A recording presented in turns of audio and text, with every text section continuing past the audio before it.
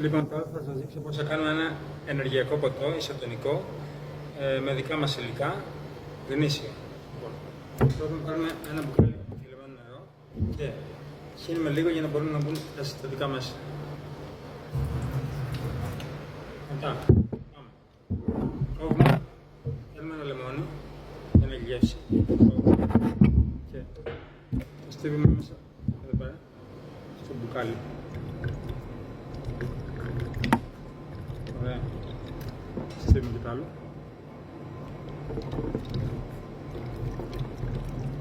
Ωραία. Μετά παίρνουμε σόδα φαγητού και βάζουμε μισό κουταλάκι σόδα, λίγο πιο λίγο. Βάζουμε λίγο αλάτι στη μύτη, πιο λίγο από τη σόδα, λίγο αλατάκι. Ωραία.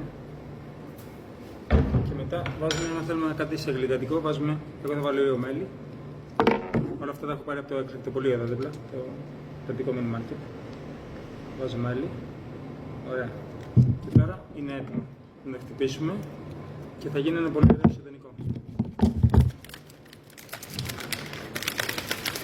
Χωρίς χημικά και πολύ ωραίο. Δοκιμάστε το και πείτε μου.